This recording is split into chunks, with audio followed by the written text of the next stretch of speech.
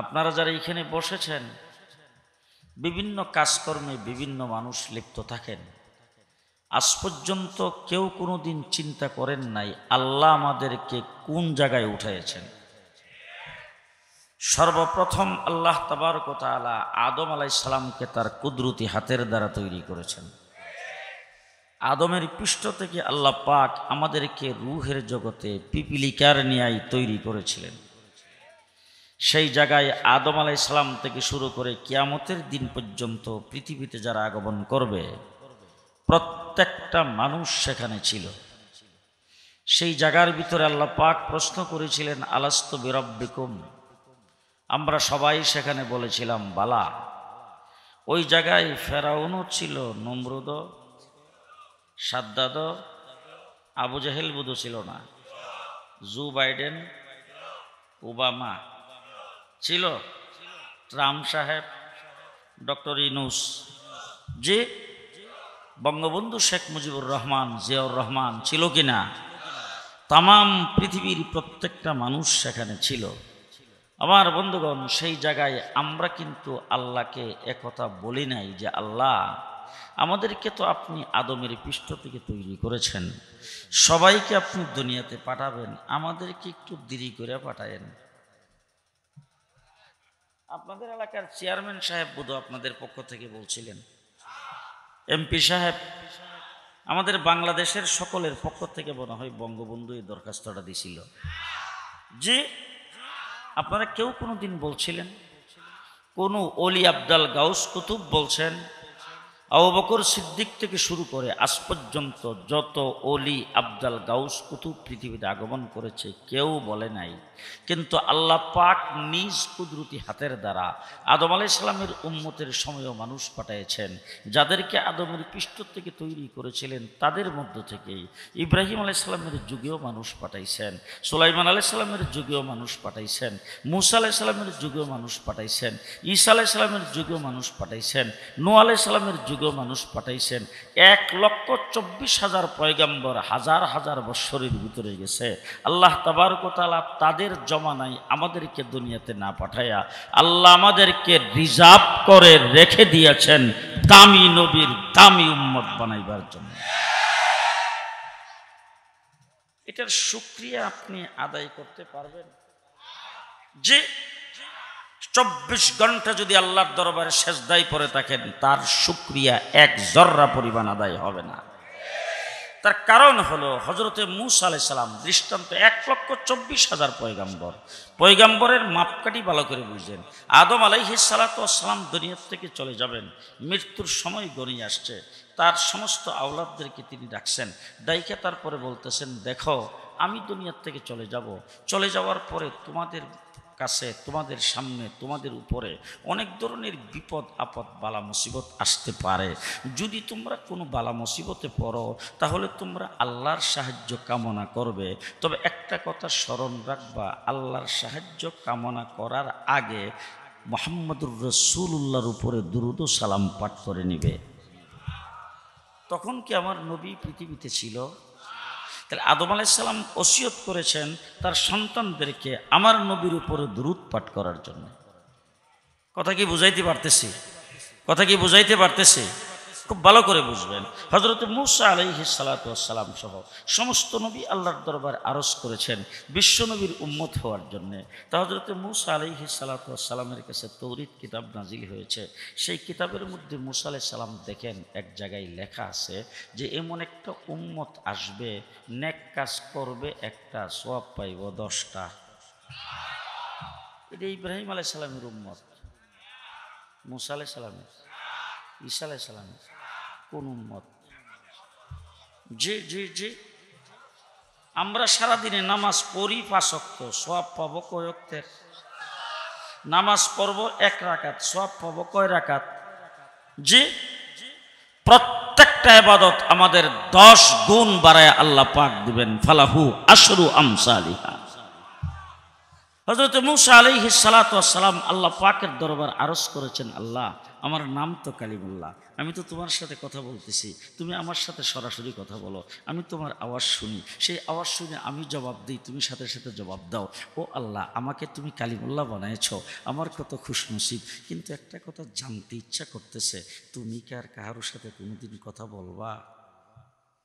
মুসা আলাইহিস সালাম প্রশ্ন করেছেন, আল্লাহ পাক জিজ্ঞেস করছেন, মুসা তোমার সাথে যে কথা বলতেছি আগে তুমি একটা বিবরণ জানিয়ে নাও, তুমি কোথায় আর আমি কোথায়? মুসা আলাইহিস সালাম কে, আল্লাহ আমি তো পাহাড়ের উপরে, আপনি তো সম্ভবত পাহাড়ের উপর থেকেই কথা বলতেছেন আর আমি পাহাড়ের নিচ থেকে জবাব দিতেছি। আল্লাহ বলেন, মুসা এত কাছে না, 7 আসমান পাড়ি দিয়া সিদরাতুল মুনতাহা, সিদরাতুল মুনতাহা পার হয়ে আমার আরশের 70,000 পর্দার ভিতর থেকে আমি কথা বলি আর তুমি পাহাড়ের নিচ থেকে জবাব দাও। কোন জায়গার থেকে? আরশের 70,000 পর্দার ভিতর থেকে আমি কথা বলি আর তুমি এই পাহাড়ের নিচ থেকে জবাব দাও। তুমি জিজ্ঞেস করেছো আর কারোর সাথে কথা বলবো কিনা, বলবো, কেমন করে বলবো সেটাও তুমি শুনে নাও। আরে তোমাকে তো 70,000 পর্দার ভিতর থেকে তোমার সাথে কথা বলতেছি, তুমি তো নবী, তুমি তো রাসূল, তোমাকে তাওরীত কিতাব দিয়েছি, লাঠির মুজিজা দান করেছি, তোমার প্রতি দয়া মায়া এত কিছু করেছি, তোমাকে কালিমুল্লাহ বানিয়েছি। কিন্তু জেনে রাখো, কোনো নবী রাসূল না, একটা উম্মত পৃথিবীতে আসবে, সেই উম্মতের সঙ্গে আমি আল্লাহ কথা বলবো, কোনো পর্দা থাকবে না, ডাইরেক্ট ডাইরেক্ট ডাইরেক্ট। কেমন ভাবে ডাইরেক্ট? দুইজন ব্যক্তি হাঁটতে হাঁটতে ক্লান্ত অবস্থায়, আসরের নামাজের টাইম প্রায় যায় অবস্থা, সূর্য অস্ত চলে যাবে এরকম ভাব, সামান্য সময় বাকি আছে। আসরের নামাজ পড়ে নাই, যাই সে একটা মসজিদ পাইছে, মসজিদের সামনে দাঁড়াইছে আর মনে মনে ভাবতেছে 3 জন হইলে নামাজের জামাতটা পূর্ণ হয়, একজন ইমাম 2 জন মুসল্লি। তো তারা দাঁড়ায় দাঁড়ায় ভাবতেছে, যদি আরেকজন লোক পাইতাম 3 জন মিলে নামাজটা আদায় করতাম। হঠাৎ করে দেখে জঙ্গলের ভিতর থেকে একজন লোক বের হইতেছে, মাথার মধ্যে একটা লাকড়ির বোঝা আর দেখতে শুনতে একবারে সেরা বেড়া। সেরা বেড়া শব্দ আপনারা বুঝেন নাই বোধ হয়? সেরা বেড়া বুঝছেন তো?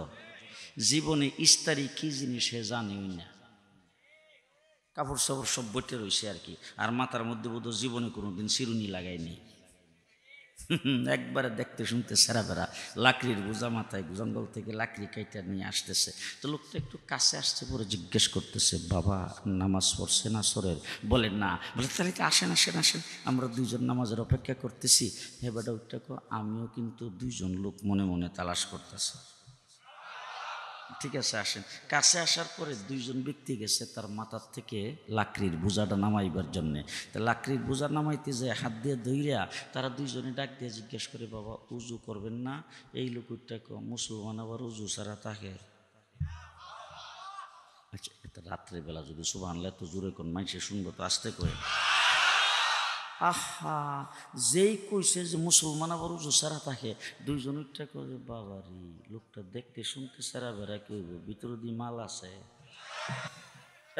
এরপরে মসজিদের ভিতরে ঢুকছে, ঢুকে নামাজ পড়তে যখন গেছে তখন তারা 2 জন মনে মনে ভাবতেছে যে আজকে এই লোকরে দিয়ে এই ইমামতিটা করামু, তার কারণ হলো 24 ঘন্টা উজুর হালাতে থাকে। তো যাইয়া মসজিদের ভিতরে ঢুকিয়া ওই লোকরে ধাক্কা দিয়ে কো, ইমামতি আপনি করতে হইব। এই লোকটাকে, বাবা আমি ইমামতি জানি না। বলে ডর বেটা, 24 ঘন্টা উজুর হালাতে থাকে না, ইমামতি না জানলো আপনার বছরে নামাজ পড়বো আজকে। ধাক্কা দিয়ে লোকরে ইমামতিতে খাড়া করছে, পেছন দিক থেকে একজন একামত দিছে, নিয়ত যে বানছে আর রুকুতে যায় না।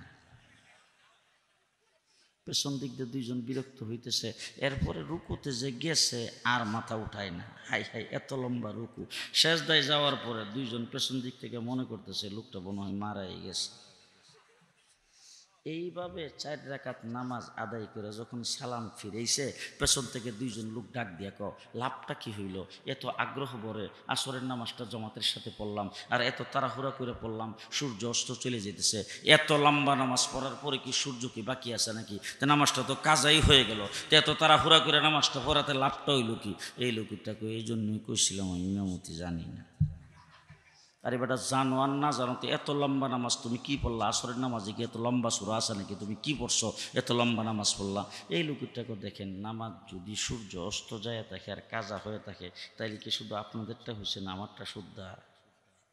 কাজা হলে তো আমারটাও হয়েছে। তা আপনারা একটু বাইরে যায় দেখেন না, সূর্য যদি অস্ত চলে যায় থাকে, তাইলে কাজা পড়লে আমরা তিনজন মিললে আবার পড়ে নিব, খামাখা আমার সঙ্গে তো চিল্লে লাভ নাই। দুইজন লোক বাইরে গেছে দেখার জন্য, যায় দেখে সূর্য যেই জায়গায় ছিল সেই জায়গায় রয়েছে। নামাজে জাহেলে রুকু সুজুদাস্ত, নামাজে কামেলে ওয়াজিবুল উজুদাস্ত। আহা, হেরাম শরীফের ভিতরে বাইতুল্লাহ শরীফে একজন পীর, ভারতবর্ষের একজন বড় পীর, ওনার সঙ্গে শত শত মুরিদ, উনি গেছেন মুরিদদেরকে নিয়ে সেখানে হজ করার জন্য। বাইতুল্লাহ তোয়াফ করতেছে। তো বাইতুল্লাহ তোয়াফ যারা হজ করতে গেছেন তারা দেখছেন মানুষ সেজদায় গেছে, রুকুতে গেছে, ধাক্কায়া মানুষের সামনে দিয়া, সেজদার সামনে দিয়া, মাথার উপর দিয়ে কাক দিয়া লোকজন চতুর্দিকে তোয়াফ করতেছে, ঠিক কিনা? হারাম শরীফের ভিতরে মাতাফের ভিতরে নামাজ পড়তেছে, লোকজন সেজদা দিছে, সেজদার গাড়ির উপর দিয়ে মানুষ চলে যেতেছে, নামাজের সামনে দিয়ে তো যাইতেই আছে। তো ওই লোক কিন্তু মুরিদদেরকে নিয়ে যে তোয়াফ করতেছে, পিসাব আগে, মুরিদরা পিছে, আর অনেক মানুষের নামাজের সামনে দিয়ে যাইতেছে। হঠাৎ করে আইসা দেখে একজন বৃদ্ধ মানুষ নামাজের সেজদায়, এই সেজদাটার সামনে আইসি পিসাব দাঁড়ায় গেছে, মুরিদানো পেছনে দাঁড়িয়ে দিয়েছে। এই লোকটা 2 রাকাত নামাজ পড়ে শেষ করার আগ পর্যন্ত ওই পিসাব দাঁড়ানোই। নামাজ যখন শেষ করে সালাম ফিরেছে, তখন পিসাব বৈশা আদবের সাথে লোকটার সঙ্গে সালাম মুসাফা কইরা তারপরে দোয়া নিছে, আর মুরিদদেরকে বলছে তোমরা হুজুরের কাছে মুসাফা করে দোয়া নাও। তো দোয়া টোয়া নিয়ে যখন সামনের দিকে গেছে, তোয়াফ শেষ করার পরে ওই হুজুরের সব মুরিদানরা মিল্লা জিজ্ঞেস করতেছে, হুজুর সারা মাতাফের ভিতরে দিয়ে আপনি তোয়াফ করে আসলেন, কত লোকের নামাজের সামনে দিয়ে আসছেন, কত লোক সেজদায় আছে, তার গাড়ির উপর দিয়ে, মাথার উপর দিয়ে কাক দিয়ে চলে আসলেন, কোথাও দাঁড়াইলেন না। এই বুড়া মানুষটা সেজদায় পড়ে রয়েছে, এই লোকটার এখানে এসে দাঁড়াই গেলেন, কারণটা কি? পিসাবুত্তাকে আমি যখন এইখানে আসছি, ওই লোকটার সেজদা দেখে আমার মনে হয়েছে এই লোক হেরামে সেজদা করে না, আল্লাহর আরশে সেজদা করে। সেই লোকটা হলেন বাংলাদেশের হজরত হাফিজি হুজুর রহমতুল্লাহি আলাইহি। হজরত হাফিজি হুজুর রহমতুল্লাহি আলাইহি হুইল চেয়ারে ওনারা নিয়ে চলতাম। আমি 7 বছর হাফিজি হুজুরের দরবারে ছিলাম। হাফিজি হুজুরকে হুইল চেয়ারে নিয়ে যাইতাম, 2 জনে 2 রাতের পরে হুইল চেয়ারে বসাইতাম, কিন্তু মৃত্যুর আগ পর্যন্ত কোনো নফল নামাজও আল্লাহর বান্দাকে কোনো দিন বৈশা পড়তে দেখি নেই। হায় হায় হায় হায়, ও আমার ভাইরা। তো নামাজ, এই লোকটা এখন জিজ্ঞেস করতেছে যে এত লম্বা নামাজ আপনি কি পড়লেন, আসরের নামাজ আমাদেরকে একটু বলেন। চাপ্পা যখন ধরছে তখন লোকটাকে দেখো, হাদিসের মধ্যে আছে নামাজ হইল নিসফুল্লাহ, অর্ধেক হইল বন্দার আর অর্ধেক হইল আল্লাহর। তা আমার অর্ধেকটা আমি আল্লাহরে দেওয়ার পরে বাকি অর্ধেকটা আল্লাহর কাছে না নিয়ে সামনের দিকে বাড়ি না।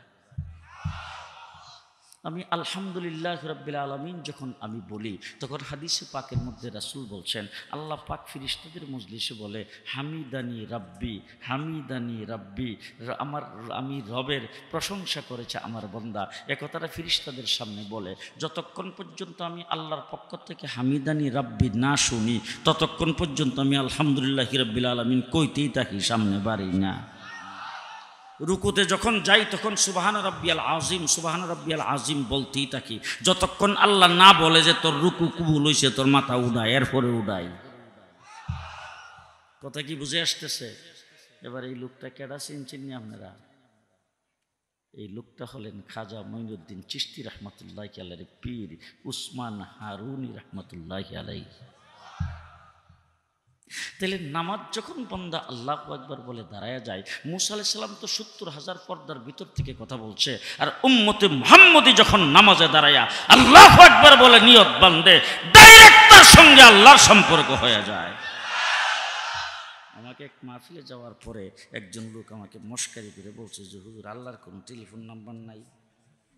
আমি বললাম যে আল্লাহর টেলিফোন নাম্বার আছে, তবে আল্লাহর টেলিফোন নাম্বারটা খুব সহজ, কোনো কোড নাম্বার নেই। আল্লাহর কোনো কোড নাই। আপনি যদি বাংলাদেশ থেকে আমেরিকায় কথা বলতে চান তাইলে কিন্তু সেখানে কোড আছে 001, কথা কয় না। আপনি যদি এখান থেকে লন্ডনে কথা বলতে চান তাইলে কিন্তু কোড আছে 0044, কথা বলেন। ঠিক না বে ঠিক? ঠিক আপনি যদি এখান থেকে মানিকগঞ্জ থেকে যদি ঢাকায় কথা বলতে চান, তাহলে ঢাকার কিন্তু আলাদা কোড আছে, 02 কথা বলেন। আপনি গ্রামীণ ফোনে যদি কথা বলতে চান 017 কোড নাম্বার। আপনি যদি বাংলা লিঙ্কে কথা বলতে চান 019। আপনি রবিতে যদি কথা বলতে চান 018। তাহলে প্রত্যেকটার কিন্তু আলাদা আলাদা কোড নাম্বার আছে। আল্লাহ পাকের টেলিফোন নাম্বারের কোনো কোড নাম্বার নাই।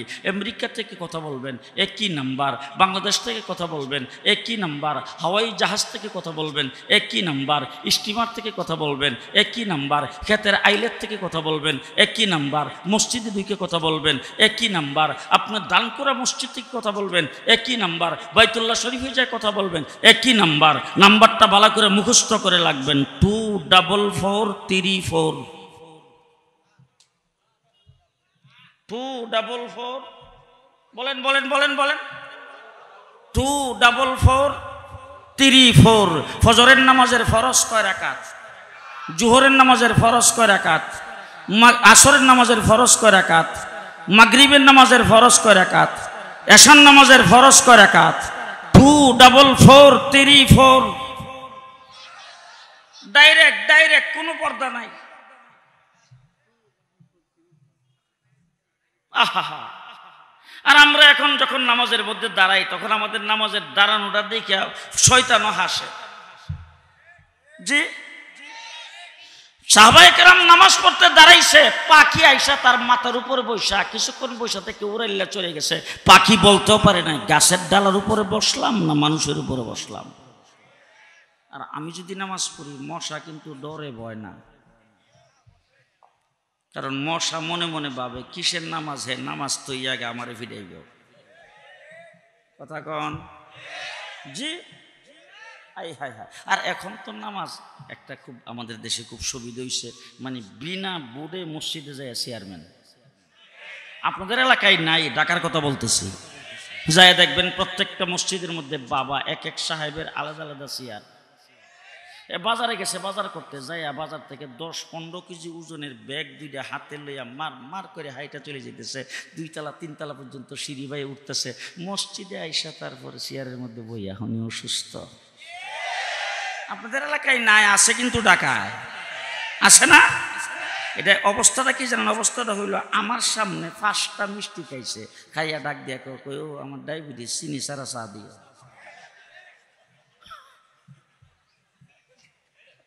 5টা মিষ্টি খাইয়া ডাক দিয়া কই আমার ডায়াবেটিস, চিনি ছাড়া চা দাও। কথাটা কি বুঝাইতে পারলাম? বুঝাইতে পারলাম? দাঁড়ায়া নামাজ পড়া ফরজ। নামাজ পড়া দাঁড়ায় ফরজ। যদি বৈশা না পারছো না, বৈশাও পড়তে পারেন, শুয়েও পড়তে পারেন, ইশারা দিয়ে পড়তে পারেন, কোনো আপত্তি নাই। কিন্তু সাধারণ অসুখ, আপনার গদবান্ধা কাগজ, ছাপানো কাগজ লেখা ডাক্তার দিয়ে দিল, এইটা আপনি দেখা আইসা মসজিদের বৈশা নামাজ পড়লেন, আপনি অসুস্থ আর বেড়াগিরি দেখাইলেন, এই নামাজ আল্লাহর দরবারে কবুল হবে না। কথা বুঝে আসতেছে? নামাজ হলো মুমিনের মেরাজ। সম্পর্ক কার সাথে? আমাকে একজন স্লিপ দিছে, ওই বয়ান করতে স্লিপ দিছে, স্লিপের মধ্যে হুজুর বর্তমান তো মোবাইলের যুগ, আল্লাহর কোনো মোবাইল নাম্বার আছে? আমি বললাম হয় এটাও আছে। বলে হুজুর আল্লাহর মোবাইল নাম্বারটা যদি আমি দিয়ে যেতেন। বলে মোবাইল নাম্বার আরও সহজ, লম্বা চূড়া কোনো জানি, মোবাইল নাম্বার আরও শর্ট, পৃথিবীর যে কোনো জায়গার থেকে ঘুরাইবেন, একদম শর্ট নাম্বার 222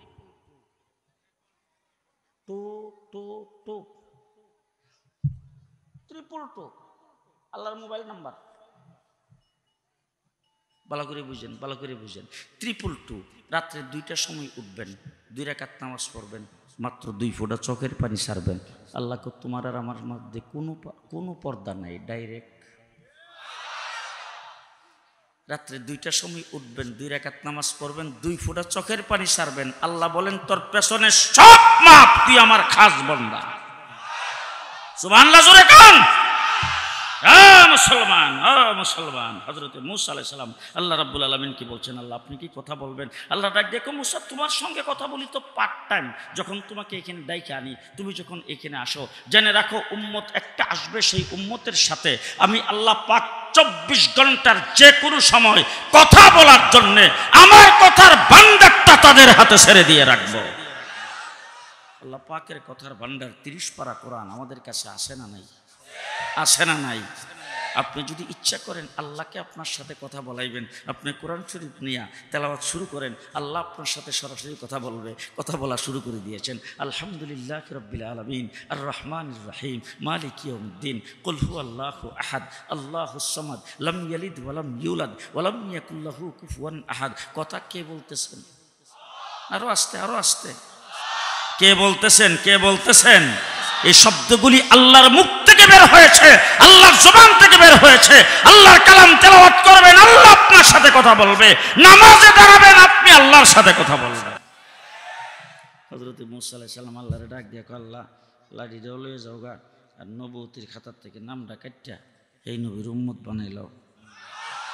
তাহলে মূসা আলাইহিস সালাম যদি তার লাঠি দিয়া লাইতে চাইছে, নবুয়তির খাতার থেকে নামটা কাটাইয়া এই নবীর উম্মত হইতে চাইছে, আর সেই নবীর উম্মত আল্লাহ আপনাদের বানাইছে বিনা দরখাস্তে। খুশি না বেজার? এখন ওই নবীরে বাদ দিয়া আর্জেন্টিনার ব্রাজিল, নবীরে বাদ দিয়া ধর্মনিরপেক্ষতাবাদ, communist, high hi high Hutai লেব বাইরিয়া, সুজা হুতাই লেব বাইরিয়া, সুজা বাইরিয়া হুতাই লেব। আমার রাসূল সাল্লাল্লাহু আলাইহি ওয়াসাল্লাম বলছেন, দান করার এই মানুষটা আমার উম্মত। মদিনার থেকে রাসূল বলছেন, এই লোকটা আমার উম্মত। আপনারা বলেন তো তার ঠিকানা কই? হ্যাঁ, রাসূল বলছেন আমার উম্মত না। রাসূলের যদি বোনের ঘরের ভাগনা হন, জি, রাসূলের যদি বোন জামাই হন, রাসূলের আপন চাচা, আপনারা যারা এখানে আসছেন সবাই রাসূলকে মহব্বত করেন তো? আচ্ছা, মহব্বত যে করেন, কোনোদিন কি রাসূলকে নাস্তা খাওয়াইছেন, খানা খাওয়াইছেন, গোসল করাইছেন, মাথায় হাত দিয়ে আদর করছেন, রাসূলের আঙ্গুল ধরে হাঁটাইছেন? আমার নবীর আপন চাচা আবু তালেব রাসূলকে কতবার যে আঙ্গুল ধরে হাঁটাইছে তার কোনো হিসাব নাই। রাসূলকে কতবার গোসল করাইছে তার কোনো হিসাব নাই। রাসূলকে কতবার কোলে নিছে তার কোনো হিসাব নাই। রাসূলের মাথায় হাত দিয়ে কতবার আদর করছে তার কোনো হিসাব নাই। কতবার যে রাসূলকে লুকমা উঠায় খানা খাওয়াইছে তার কোনো হিসাব নাই। এত মহব্বত, এত ভালোবাসা, এত আদর আর এত লালন পালন যেই চাচা করছেন, আপনারা ফতোয়া দেন তো চাচা কোথায় যাইব? আস্তে, কই যাইব? জাহান্নাম। তার কারণটা কি? কারণটা হইল আল্লাহর রাসূল বলছেন, ও আমার আল্লাহ, আমার চাচা ঠিক, ব্লাড কানেকশন তো ঠিক আছে, আমার চাচা ঠিক আছে, আমার সঙ্গে সম্পর্ক ঠিক আছে, আমার বাপের ভাই ঠিক আছে, কিন্তু আমার উম্মত না। বাপের ভাই ঠিক, কিন্তু বাপের ভাই ঠিক, কিন্তু ব্লাড কানেকশন ঠিক আছে, উম্মতের কানেকশন নাই। আর একটা লোক দেখতে এমন কালো, আমাদের দেশে বলে কালা তো কালা, যাইবার শালা। মক্কাতে বাড়িঘর নাই, বংশের কোনো ঠিক ঠিকানা নাই, কোনো প্রকার কোনো পরিচয় নাই, মাল সম্পদ নাই, সর্দারি মাতবরি করে না, জীবনে কোনোদিন সমাজে দাঁড়াইবার মতো এরকম অবস্থা নেই, কিনা গোলাম।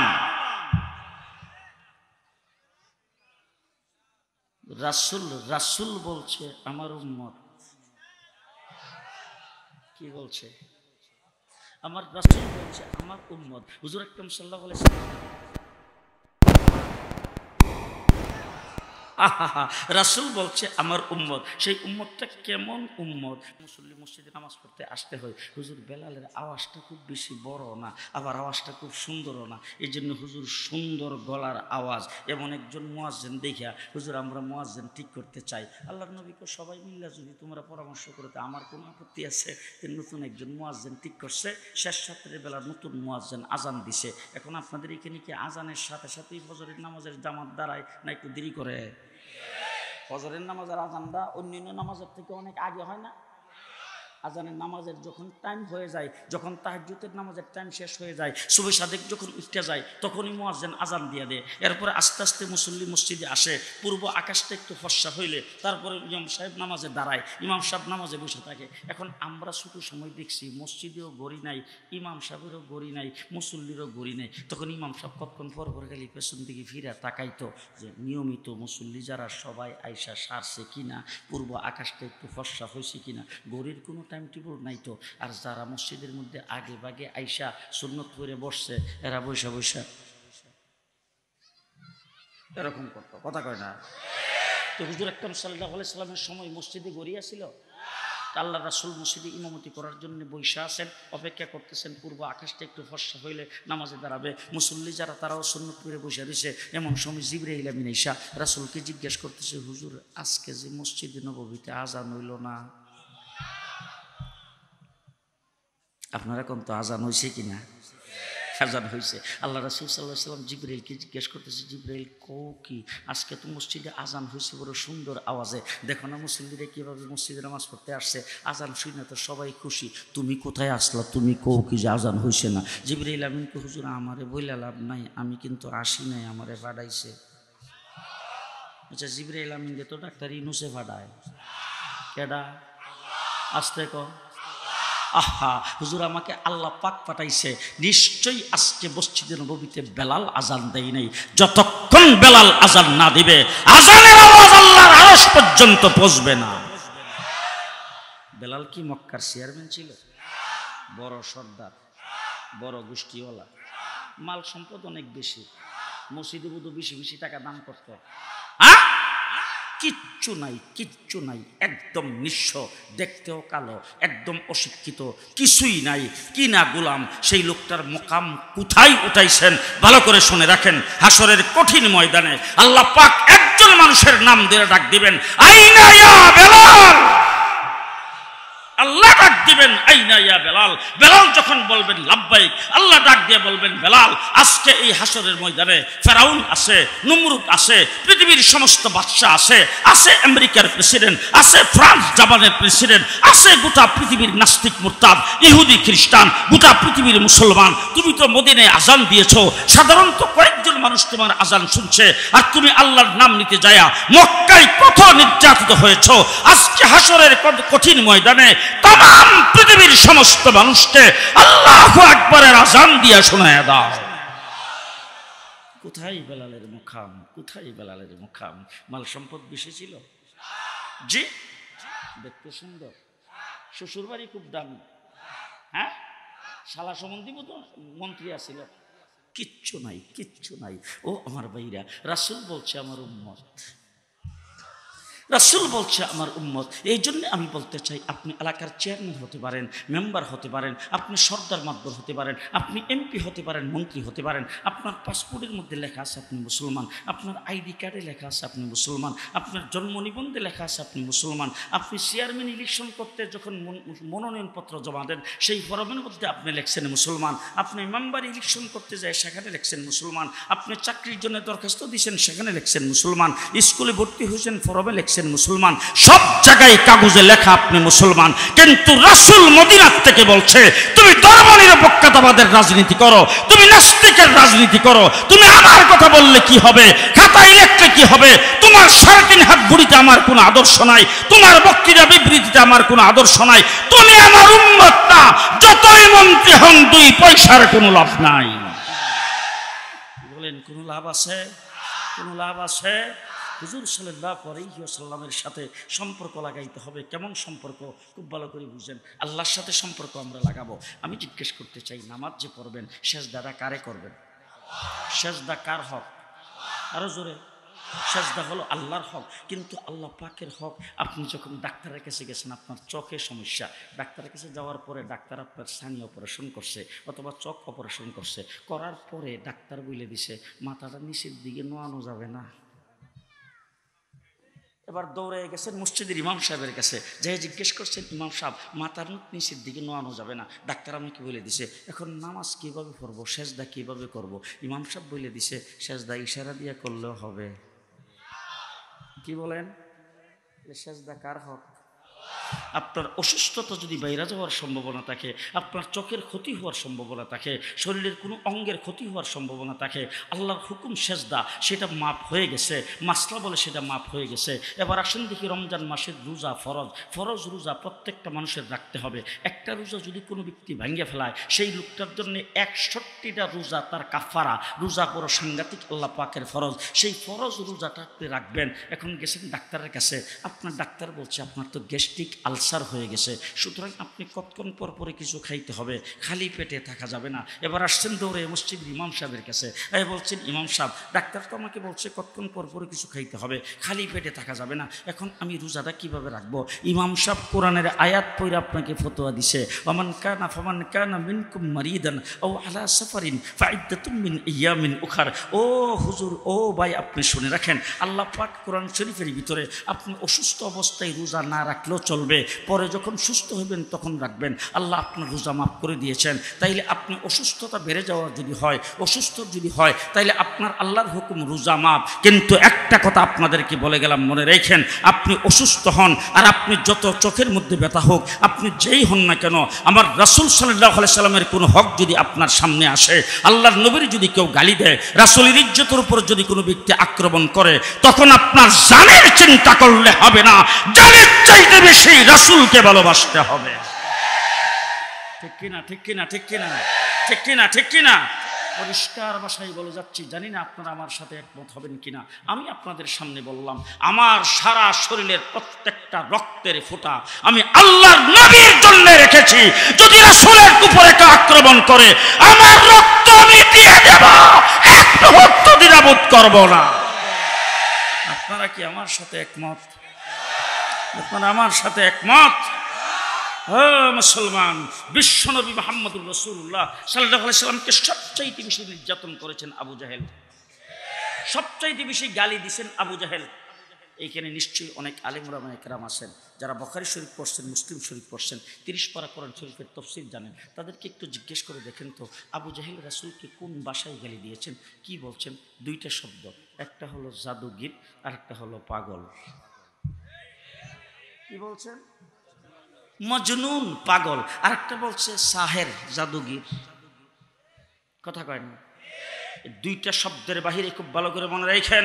আবু জাহেলকে জিজ্ঞেস করা হয়েছে, তারপর আবু জাহেল বলছেন তার চরিত্রে সামান্য কোনো দাগ নাই, আল্লাহর নবী এপ্রিজিং করেছেন। এই কথা কোনোদিন আবু জাহেল আবু লাহাব বলে নাই, মক্কার কাফেররা বলে নাই। রাসূল নারী পাগল ছিলেন, এই কথা কোনোদিন বলে নাই। রাসূলের চরিত্রহীন, এই কথা কোনোদিন বলে নাই। রাসূল মিথ্যুক, এই কথা কোনোদিন বলে নাই। রাসূল সুন্দরী পাগল, এই কথা কোনোদিন বলে নাই। রাসূল নারী পাগল, এই কথা কোনোদিন বলে নাই। আবু জাহেল আবু লাহাব যেই ভাষায় গালি দেয় নাই, সেই ভাষায় শাহবাগে নাস্তিক আর মুরতাদের আল্লাহর নবীকে গালি দিয়েছেন। আমরা শাপলা চত্বরে আমাদের রক্ত বিলিয়ে দিয়েছি আল্লাহর নবীর ইজ্জত রক্ষা করার জন্য। ঠিক কিনা কোন? ঠিক কিনা কোন? পরিষ্কার ভাষায় বলতে চাই, আমাদের আন্দোলন, আমাদের সংগ্রাম রাসূলের ইজ্জতের জন্যে, ইসলামের জন্যে, দ্বীনের জন্যে, কোরআনের জন্যে। আমরা ক্ষমতা দখল করতে চাই না। পরিষ্কার ভাষায় বলছি, এই দেশ ইংরেজ থেকে আজাদ করেছি আমরা। ইংরেজের বিরুদ্ধে 250 বৎসর আমরা লড়াই করেছি। আমার পূর্বপুরুষ হুসাইন আহমদ মাদানির জন্ম না হলে, আমার পূর্বপুরুষ হযরত মাহমুদ হাসান দেওবন্দির জন্ম না হলে, আমার পূর্বপুরুষ কাসেম নানতুবির জন্ম না হলে, এই সমস্ত আলেম ওলামা একরাম না হলে 1947 সনে দেশ স্বাধীন হতো না। ফলশ্রুতিতে 71 বাংলাদেশ হতো না। দেশ আমরা স্বাধীন করেছি। পাকিস্তানের পতাকা সর্বপ্রথম উত্তোলন করেছেন আমার বাংলাদেশে হযরতে জাফর আহমদ উসমানী, আর পশ্চিম পাকিস্তানে হযরত শিব্বির আহমদ উসমানী, দুইজন বরেণ্য আলেম পাকিস্তানের পতাকা উত্তোলন করেছেন। কিন্তু ক্ষমতায় তারা যান নাই। আজও আপনাদের সামনে পরিষ্কার বলে গেলাম, আমরা আমাদের মাদ্রাসার হুজরা, আমরা আমাদের হাদিসের মসনদ, আমরা আমাদের মসজিদের মেহরাব তোমাদের বঙ্গভবনের চাইতে বেশি আরামদায়ক মনে করি, বঙ্গভবনের চাইতে বেশি দামি মনে করি। আমরা এই জায়গায় আসি, রাষ্ট্র তোমরাই চালাইবা, তোমরাই ক্ষমতায় থাকবা। তবে একটি কথা ভালো করে জেনে রাখো, আমরা শাপলা চত্বরে গিয়েছিলাম কাউকে ক্ষমতার থেকে নামাইবার জন্য নয়, কাউকে ক্ষমতায় বসাইবার জন্য নয়। আমরা শাপলা চত্বরে গিয়েছিলাম আল্লাহর দ্বীনকে রক্ষা করার জন্য, নবীর ইজ্জতকে রক্ষা করার জন্য। সামনেও বর্তমান অন্তর্বর্তীকালীন সরকার আছে, নির্বাচন হইলে কোন সরকার ক্ষমতায় আসবে। পরিষ্কার ভাষায় বলে যাচ্ছি, সামনের কোন দিকে বাংলাদেশে ইসলামের উপরে কেউ আক্রমণ করবেন, কাউকে ছেড়ে দেওয়া হবে না, কাউকে ছেড়ে দেওয়া হবে না, কাউকে ছেড়ে দেওয়া হবে না।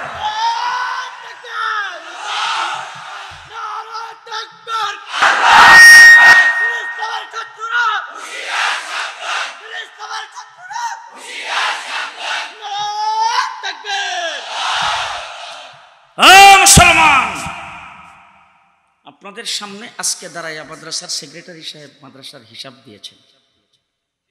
আপনাদের এলাকার যে স্কুলগুলি আছে, স্কুলগুলি তো বছরে এরকম মাহফিল 2 বার করে মানুষকে হিসাব দেয়। কলেজে তো দেয়, ঢাকা ইউনিভার্সিটি প্রত্যেক বছরে 3 বার করে দেয়। জি, আজ পর্যন্ত চ্যালেঞ্জ করে বলতে চাই, কোন প্রাইমারি স্কুল, কোন কিন্ডার গার্ডেন, কোন কেজি স্কুল থেকে শুরু করে ইউনিভার্সিটি পর্যন্ত 5টি টাকার হিসাব জনগণকে কেউ দেয় নাই। একমাত্র কওমি মাদ্রাসা মানুষের কাছ থেকে নেয়, জনগণের সামনে প্রকাশ্যে হিসাব দেয়। ঠিক না বেঠিক? ঠিক না বেঠিক? হাই হাই হাই, আমাদের মাদ্রাসায় পড়ে একজন আলেম বেগমপাড়ায় বাড়ি করছে। আপনারা বাইর করে দেখান, আমি আর জীবনে কোনোদিন মাইকের সামনে দাঁড়াবো না। একটা মৌলবী বেগমপাড়ায় বাড়ি করছে, দেখেন। জি, একজন মৌলবী 5টি টাকা বাংলাদেশের বর্ডার ফাঁস করে বিদেশে চালান করছেন। কেউ যদি দেখাইতে পারেন, আমি আর কোনোদিন মাইকের সামনে আসবো আছে? কোন একটা মসজিদের ইমাম, মুয়াজ্জিন, মসজিদের মুয়াজ্জিন, অথবা কোনো মসজিদের খতিব, অথবা কোনো মাদ্রাসার শিক্ষক, অথবা মাদ্রাসায় পড়ুয়া কোনো একজন আলেম, অথবা তাবলিগ জমাতে যাইয়া আলেমদের সাথে সময় লাগাইছে এমন কোনো একজন ব্যক্তির মা বা বৃদ্ধাশ্রমে গেছে একটা বার করেন। জি, এরপরে টেলিভিশনের ভিতরে বৈশা, এসি রুমের ভিতরে বৈশা মুরগি সুরেরা মাদ্রাসার বিরুদ্ধে কুটকুট কুটকুট কর্তা। গত 5ই আগস্ট ছাত্র জনতা এবং কওমি মাদ্রাসার ছাত্ররা মিলে এই দেশকে স্বাধীন করেছে। বাংলাদেশে ইসলামের বিরুদ্ধে একটু শব্দ করবা, পিটায়া তখতা বানিয়ে দেওয়া হবে। দেশটা মুসলমানের দেশ, আমরা ইসলাম নিয়ে থাকতে চাই। আসতে বলেন, আমরা ইসলাম নিয়ে থাকতে চাই। ইসলামের ব্যাপারে কারোর সাথে আমাদের আপোষ নাই। আছে আপোষ? আছে আপোষ? আমার ঈমান আমি কাউকে দেব না, ইসলামের উপর আঘাত করতে কাউকে দেব না। আমি কেল্লা কাটায় দেব, ঈমান দিতে রাজি নয়। কে কে প্রস্তুত? হাত উঠায় দেখান। কেল্লা দিয়ে দেব, ইসলাম দেব না। জীবন দিয়ে দেব, ঈমান দেব না। রাজি আছেন? রাজি আছেন? সামনে এইভাবে চলতে পারবেন? জীবন দিয়ে দেব, ইসলাম দেব না। পারবেন তো? পারবেন তো? 15টা বৎসর এদেশের কোনো মসজিদের ইমামের মেহরাব নিরাপদ না, কোনো মসজিদের খতিবের জবান নিরাপদ না। ইসলামী সম্মেলন, ওয়াজ মাহফিলে আসা যায়নি। আপনাদের এইখানে আসতে পারেননি, এইখানে এই জায়গায় মাদ্রাসার সভাপতি বলল, আমি মাদ্রাসার মুরব্বী, আমি মাদ্রাসার অভিভাবক, আমি মাদ্রাসার সর্বপ্রথম করার আগ থেকে আমার সঙ্গে পরামর্শ করে সব কিছু করছে। সেই জায়গায় আমি আসবো, সর্বনাশ। এইখানেও বাধা দেওয়া হয়েছে। হাই হাই, কত মাহফিলে গেলাম, জোর করে যে স্টেজে উঠছি, থানার পুলিশ টুলি তারা দিচ্ছে, স্টেজে উঠতে দেবে না। ওরে বাবা, পুরা ডিস্ট্রিক্ট, পুরা জেলা ঘেরাও দিয়ে দিচ্ছেন। 45টা রাস্তা, বাংলাদেশের একটা জেলা মৌলভীবাজার, এই 45টা রাস্তা ব্লক দিছে, আমি যেন মৌলভীবাজার না ঢুকি। আর আমি কিন্তু সাংঘাতিক শক্তিশালী লোক, আপনারা আমার এখনো চিনেন নাই। আমি ঢাকায় বসে থাইকা চট্টগ্রামে পুলিশ ফিরেছি। চিনারে কেন বলা করে? ঢাকায় বৈশা চট্টগ্রামে পুলিশের গাড়ি ফুরাইছে। 8টা মামলা দিছে আমার চট্টগ্রামের, আর এই 8 মামলায় আমার জেলে রাখছে 2 বছর। আর ঢাকা দিছে 12টা, 73টা মামলা আমার বিরুদ্ধে। 20টা মামলা অ্যারেস্ট দেখায়া 2 বছর পর্যন্ত জেলে রাখছে। যেই মামলাগুলি 3 মাসের বেশি কোনো জেলই নাই, সবগুলি মিথ্যা বানোয়াট। সে মিথ্যা বানোয়াট মামলা দিয়ে আমাদেরকে জেলের ভিতরে ঢুকাইছেন। 1 বছর পর্যন্ত পরিবারের কোনো খোঁজখবর পাই নাই। 9 মাস পরে আমি জানতে পারছি যে আমার কুরবানিটা আমার ছেলেরা করছে। এইভাবে আমাদেরকে যারা জেলের ভিতরে রাখলো তারা জামিন পাই কেমনে? ডাইনিমামে দেখেন, কেউ যদি কথা না কয় মনে করবেন হে দলের লোক। তারা কিভাবে জামিন পায়? আবার গত পরশুদিন কোর্টের মধ্যে স্লোগান দিয়েছেন জয় বাংলার। পরিষ্কার ভাষায় বলতে চাই, জয় বাংলার স্লোগান বাংলাদেশে আর হবে না, নারায়ে তাকবীরের স্লোগান হবে। জয় বলেন নারায়ে তাকবীর। এই যারা দাঁড়ায় আছে তারা বলতে হবে নারায়ে তাকবীর। মুসলমানদের স্লোগান নারায়ে তাকবীর, সেই স্লোগান হবে। ঠিক কিনা বলেন? ঠিক কিনা বলেন? অত্যাচারের স্টিম রোলার চালাইছেন। এক শেখ হাসিনা যা চুরি করছে 6টা পদ্মা ব্রিজ হইত, পেপার পত্রিকা আসতেছে। আর তার ছেলে প্রতি বছর প্রতি মাসে 1.5 কোটি টাকা বেতন হয়। ঘটনা কি? আজকে কোথায় যারা কথা কথাই বলতো খেলা হবে, আজকে কোথায় যারা বলতো পালাবো না, কোথায় কোথায় আসছে আপনারা? জেলখানার ভিতরে 1.5 মাস রিমান্ডে ছিলাম, 1.5 মাস ডিবি অফিসে। কি অত্যাচারের স্টিম রোলার উপর দিয়ে গেছে সেটা আমি আপনাদের সামনে বর্ণনা করতে পারবো না। 1.5 মাস পরে যখন আমাকে কেরানীগঞ্জ কারাগারে ঢোকানো হলো, সেখানে যাই দেখি 70 থেকে 75 জন আলেম, বাংলাদেশের বড় বড় আলেম, হাবিবুল্লাহ মাহমুদ কাসিমি সাহেব, খুরশিদ আলম কাসিমি সাহেব, চিনেন না? এ সমস্ত বড় বড় আলেম সেখানে। আমি সবারই মুরব্বী, আমার চাইতে বয়স্ক কেউ নাই, আমি সবার সিনিয়র। আমাকে দেখা মাত্র তারা জড়াইয়ে ধরে হু হু করে কাঁদতে শুরু করেছেন। আমি তখন সকলকে থামাই দিয়ে বলছিলাম, নির্যাতন বুক করেছেন, অত্যাচার বুক করেছেন, আপনারা করেন, সহ্য করেন, সবুর করেন, আল্লাহর দরবারে দোয়া করেন। জেনে রাখেন, ভবিষ্যৎবাণী করে যাচ্ছি আমি, এমন একদিন আসবে নাতি লজ্জায় বলবে না যে আমার দাদা আওয়ামী লীগ করত। ঠিক কিনা বলেন? ছেলে লজ্জায় বলবে না যে আমার বাবা আওয়ামী লীগ করত। সে অবস্থা এখন আসছে কিনা? আসছে কিনা? হাই হাই হাই হাই, গোটা দেশটাকে কারাগারে পরিণত করেছিলেন। আল্লাহ পাক আমাদেরকে নাজাত দিয়েছেন। আমরা সেই নাজাতটাকে ধরে রাখতে চাই, সেই স্বাধীনতাকে আমরা ধরে রাখতে চাই। বাংলাদেশের স্বাধীনতার সার্বভৌমত্ব অক্ষুণ্ণ থাকবে। যারা বাংলাদেশের সংখ্যালঘু হিন্দু বৌদ্ধ খ্রিস্টান তারা নিরাপদে থাকবে, ইসলাম নিয়ে আমরা বসবাস করব। কথা 3টা। 1 নম্বর, দেশের স্বাধীনতা রাখব। দেশের সংখ্যালঘু যারা বসবাস করেন তারা আমাদের নাগরিক, তারা এই দেশে নিরাপত্তার সাথে থাকবে। ইসলাম বাংলাদেশের মূল মন্ত্র হবে। রাজি আছেন? রাজি আছেন? রাজি আছেন? খুব ভালো করে মনে রাখবেন, খুব ভালো করে। আপনার মেয়েটাকে আপনি মাদ্রাসায় পড়াবেন না। আমি আজকে এই দান করে মাদ্রাসার সভাপতি সাহেব বলছি, আপনাদের বাচ্চাদেরকে দিয়েন। আপনারা যারা পারেন আপনার মেয়েকে মাদ্রাসায় পড়াইয়া যদি একজন ভালো আলেমা বানান, সে কিন্তু শরঈ পর্দা করবে, একদম আপাদমস্তক। ঘর থেকে বের হইলে হাত মোজা পাও মোজা ছাড়া বের হবে না। 5 ওয়াক্ত নামাজ পড়বে, তাহাজ্জুদ পড়বে, কোরআন শরীফ তার সহি শুদ্ধ থাকবে। সেই লোকটার মায়ের যে পেটটা, এই পেটটা হইল মানুষ তৈরির কারখানা। ওই কারখানাটা যদি, মেশিনটা যদি ভালো হয়, মালটাও জি।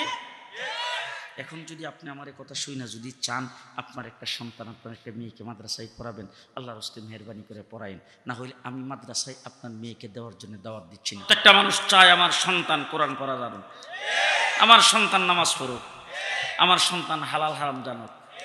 চান না সবাই? চান না সবাই? এই জন্য আপনাদেরকে বলছি পরিষ্কার, আমার কথা আবার ভুল ব্যাখ্যা করবেন না। আপনার ছেলেকে স্কুলে পড়ার আমার কোনো আপত্তি নাই, ব্যারিস্টার ডাক্তার লাগবে না। আজকে যদি আমি অসুস্থ হই, তাহলে আমি কোথায় কই যাব? ডাক্তারের কাছে যাইতে হবে না আমার? ডাক্তার দরকার আছে না নাই? আমি যদি একটা বাড়ি বানাই, তাহলে আমার ইঞ্জিনিয়ারের দরকার আছে না? আসে না? তাহলে ইঞ্জিনিয়ারের দরকার আছে, আমার ব্যারিস্টারের দরকার আছে, ডাক্তার দরকার আছে। আমার মতো মৌলবি দিয়া ব্যারিস্টারগিরিও হবে না, ডাক্তারিও হবে না। সুতরাং ডাক্তারের দরকার, আপনার ছেলের ডাক্তার বানান, তবে মুসলমান ডাক্তার বানাইয়েন। কি ডাক্তার? মনে থাকবো তো? মনে থাকবো তো? কালকে আপনারা দোকানে বসে সমালোচনা করেন, এত রাত্র পর্যন্ত আমরা বসায় রাখলো ইতানের নাম ওয়াস। দোকানে বসে সমালোচনা করেন, তবে একটু শুয়ে শুয়ে চিন্তা করেন কথাগুলি যে বললাম। আমরা মুসলমান, বিশ্বনবীর উম্মত, মৃত্যু পর্যন্ত মুসলমান হইয়াই থাকতে চাই। আপনি পরিষ্কার ভালো করে মনে রাখেন, মহিলা মাদ্রাসায় যে মেয়েরা পড়তেছে সেই মেয়েরা আলেমা হবে, আপনাকে সুপারিশ করবে। মাদ্রাসায় ছাত্র পড়তেছে, সে আলেম হবে, আপনাকে সুপারিশ করবে। একজন হাফেজ 10 জনকে সুপারিশ করে নিয়ে যাবে। ছোটো বাচ্চা যদি কারো মারা যায়, সেই বাচ্চা মা বাবাকে সুপারিশ করে জান্নাতে নিয়ে যায়। এই ওয়াজ শুনছেন তো আপনারা? শুনছেন তো? ওই কথাটা একটা ওয়াজ আমার কাছ থেকে শুনে রাখেন। আপনি সুপারিশ পাবেন যদি আপনি মুসলমান হইয়া বিশ্ব নবীর উম্মত হইয়া মরতে পারেন। কথা বুঝাইতে পারতেছি? আল্লাহ রাব্বুল আলামিন হাশরের ময়দানে ঘোষণা করবে, যারা নবুয়তের টিকিট প্রাপ্ত সবাই বিনা হিসাবে জান্নাতি। যারা শুধু মাসুম বাচ্চা নাবালেক অবস্থায় দুনিয়াতে ইন্তেকাল করেছো তারাও বিনা হিসাবে জান্নাতি। এই কথাটা যখন আল্লাহ পাক কইব, তখন জান্নাতের ঘোষণা পাইলে আপনি খালি থাকবেন? আরে আমারটা আমি কইতেছি, আল্লাহ যদি খালি আমার কজ তুই জান্নাতের দুধটা যে দিমু, কত আগে জান্নাতে যাবো। ছোটো বাচ্চারা যখন কইছে বিনা হিসাবে জান্নাতি, একটাও জান্নাতের দিকে যায় না। ফিরিস্তারা যে ডাকাত যে দাঁড়াও, বলে আরে বেটা তোমরা তো জান্নাতে, তোমরা বিনা হিসাবে জান্নাতি, তোমরা এখানে মিজানের পাল্লার কাছে খারাপ হয়েছে গেলে বলে লাখো আমরা মা বাবা এখানে দেখতাম। হিসাব দেওয়ার জন্য যে লাইন দিয়ে আসতেছে, দেখি আমাদের মা বাবা আসে কিনা। আসছে আমার মতো গুনাহগার, আমার মতো গুনাহগার আসছে, মিজানের পাল্লাই ওজন দিছে, বদির পাল্লা ভারী হয়েছে, নেকির পাল্লা হালকা হয়েছে। ফিরিস্তারা জাহান্নামের ফিরিস্তারা টান দিয়ে ধরছে জাহান্নামে নিয়ে যাওয়ার জন্যে। শুধু বাচ্চাটা এসে সামনে খারো এক বিচার মানি তাল গাছ আমার। যখন কইছে ফিরিস্তারা ধাক্কা দিয়ে সরো, আমরা বিজানের পাল্লায় ওজন দিছি, বদির পাল্লা ভারী হয়েছে, নেকির পাল্লা হালকা হয়েছে, জাহান্নামে যাবে। দেখো না লক্ষ লক্ষ মানুষ লাইন দিয়ে আসতেছে, আমাদের এই সময় আছে নাকি দেরি করবা? এরকমভাবে যখন ধাক্কা দিব, আল্লাহ ডাক দিয়ে কয় এই শোন, এই বাচ্চাটা যখন ছোটো আসছিল, কোলে আসছিল, বাবা যাইতেছে বাইরে কাজকর্ম করতে, দোকানদারি করতে, অফিসে, বাচ্চাটা এসে দরজার মধ্যে খাড়িয়া যাইতে দিতাম না, এর 1 ঘন্টা দেরি করাইছে। কোনোদিন কিন্তু বাচ্চারে আসার দেয়নি, কোনোদিন বাচ্চারে চর্তাপুর দেয়নি, সব কিছু সহ্য করছে। ছোটো কালে তার মা বাবা তার অত্যাচার সহ্য করছে, আজকে সে যা বলে আমিও সহ্য করুম। আল্লাহ রাব্বুল আলামিন ফিরিস্তারা ডাক দিয়ে কয়, হ্যাঁ কি কইতে চাই, হ্যাঁ কি কইতে চাই, হ্যাঁটা শোনো। এবার শুরু বাচ্চা দুইটা কো, আমার বাবার নেকির ফাল্লা হালকা হয়েছে, বদির ফাল্লা ভারী হয়েছে, তা আমার আমল নামায় যে নেক আছে এটা দিয়ে দাও। আমি তো শুধু বেগুনা মাসুম, আমার নেকের দরকার কোনো দরকার নাই, তা আমার আমল নামায় যে নেকটা আছে এটা দিয়ে দাও। হ্যাঁ ফিরিস্তারা ওইটা কো, তোমার আমল নামার আবার নেক থাকবো কোথেকে? বলে আমার মা নামাজ পড়তেছে, আমার বাপে নামাজ পড়তেছে, আমি যে নামাজের মুসল্লাই মার সামনে বাপের সামনে খারইয়া আল্লাহু আকবার করে সেজদায় গেছিলাম। ফিরিস্তারে কো, আল্লাহু আকবার তুমি কইতাছো না, আল্লাহু আকবার কইছ। আল্লাহু আকবার তুমি বলতে পারো না, আল্লাহু আকবার কইছ। ফিরিস্তারা যখন এই কথা কইছে, আল্লাহ ডাক দেখে, আয় বেটা ওই সময় তার জবানটা এরকম ছিল, হ্যাঁ আল্লাহু আকবারই আল্লাহু আকবার। ফিরিস্তারা ডাক দেখো, তুমি তো সেজদা করতে পারো না, তুমি তো যাই নামাজের সামনে শুয়ে গেছিলা। বলে আমার শোয়াটাই সেজদা। আমি আচ্ছা দিবসি জানি তো না, আমি কোনো কলেজে পড়ছি, মক্তবে গেছি, তাবলিগি সিলা দিছি, বলা আমি জানি তো না, আমি যেটা জানি এটা করছি। কথা বুঝেন না? এই জন্য ছোট বাচ্চা যাদের আছে নামাজ পড়ার সময় তাদেরকেও পাশে রাখেন। কথা বুঝে আসছে? ওই ছোট বাচ্চারা আমল করে, তার কোনো নেকের দরকার নাই, সে নেকটা আপনার আমল নামায় যাবে। ওই বাচ্চার ছোটো ছোটো বাচ্চার এই যে নেকগুলি আল্লাহ বলেন যে উড়া, ওই নেকগুলি নিয়ে এসে উড়াইব। উড়াইবার পরও আমার মতো বেশি গুণাগার যারা, এর বদির পাল্লা বাড়িয়ে রয়েছে, নেকির পাল্লা হালকা হয়ে রয়েছে। এরপরে ফিরিস্তারা যখন যে টান দিছে, হে যায় সামনে খারো এক বিচার মানি তাল গাছ আমার, মানি না, মানব না। এবার ফিরিস্তারা কো, এতক্ষণ তো মানছিল, তোমার নেক তুমি দিয়ে দিছো, এরপরও হইছে না, এখন কি দিয়া মানো না? বলে না মানি না, আমি যখন জান্নাতি যাব, আমারা যখন বিনা হিসাবে জান্নাতি দিছে, তোমার আল্লাহ রেখো আমার লগে আমার মা বাপরও দিতেইব, ওইলে আমি যামো, নাহলে যাইতাম না। বিচার মানি তাল গাছ, ওইলে যামো নাহলে যাইতাম না। কইয়া জল খার হইছে, আল্লাহ ডাক দেখো ফিরিস্তারা রে, আর দেন দরবার করিস না, হের লগে হের মা বাপরে দিয়ালা। এটা হইল একটা, আপনি ইমান নিয়ে গেছেন। তারপরে এখন মিজানের পাল্লা কায়েম হইছে, শেষ বিচার পর্যন্ত বাচ্চা দাঁড়াইয়া থাকবে, তার মা বাপ আসে নাই। এরপরে সে চোখের পানি সারবার বলবে, আহা আমার মা বাবা ইমান নিয়ে আসতে পারে নাই, এই জন্য আমি আজকে সুপারিশও করতে পারলাম না। ইমান লাগবো কিনা? ইমান দামি কিনা? ইমাম শক্ত জিনিস কিনা, ইমানটারে দূরে রাখবেন তো। এক কাপ চা খাইয়ে দেওয়া যাইব, একটা বুট দিয়া দলের জন্য, নেতার জন্য ইমান দেওয়া যাইব। এই জন্য আমার ভাইরা, করেন আপনি বিএনপি, করেন আপনি বিভিন্ন রাজনৈতিক দল, কিন্তু ইমান দেওয়া যাবে না। মনে থাকবে, মনে থাকবে, মনে থাকবে। আল্লাহ কবুল করুন। সবাই বলেন আমিন, সবাই বলেন আমিন। এই মাদ্রাসাটাকে আল্লাহ পাক কবুল করুন। সবাই আমিন বলে। দেখছেন তো এই যে 1 কোটি টাকার উপরে খরচ হয়েছে, 8 লক্ষ টাকা ঋণ আছে। আচ্ছা, ঋণ 8 লক্ষ টাকা দেওয়ার মতো এখানে কোন একজন লোক আছেন দাঁড়ায় বলবেন যে হুজুর আমি পুরোটা দিয়ে দিন? এরকম লোক কিন্তু এখানে নাই। আচ্ছা, কোরআন শরীফের পারা কয়টা? যে 30 পারা। কোরআন শরীফ আল্লাহ পাকের কালাম। কবরে যখন যাইবেন তখন কোরআন এসে সামনে খাড়াইব। ফেরেশতারা প্রশ্ন করার পরে কোরআন ডাক দিয়ে কইব, এই কোনো প্রশ্ন থাকলে আমারে করো। ফেরেশতারা ডাক দিয়ে তুমি সরো, তোমারে প্রশ্ন করবো। যিনি কবে আইসে তারে প্রশ্ন করার জন্য আইসি, আল্লাহ আমরা পাঠাইছি, তুমি আবার মাঝখানটা করতে গাইলা। এইটা বাবা, দান করে মাদ্রাসায় যাই পকেট থেকে 1000 টাকা বাইর করে দিয়ে দিছিল। তুমি দিছিলা? তুমি দিছিলা? হে বেটা তো দিছেন, যে বেটা এখন কবর আইসে, আমি কোরআনের জন্য দিছি, কোরআনের নামে দিছে। এখন হে বেটা একা কবরের মধ্যে আইসে, আমি আইসি তারে পাহারা দিবার লাগে, তুমি কেডা? আল্লাহ রাব্বুল আলামিন ডাক দিয়ে কইব, কোরআনের সুপারিশ আমি কবুল করব, কোরআন কি বলে শোনো। তখন কোরআন তার মধ্যখান দিয়ে দাঁড়াবে, তার জন্য সুপারিশ করবে। আল্লাহ রাব্বুল আলামিন তার কবরের আযাব মাফ করে দিবেন।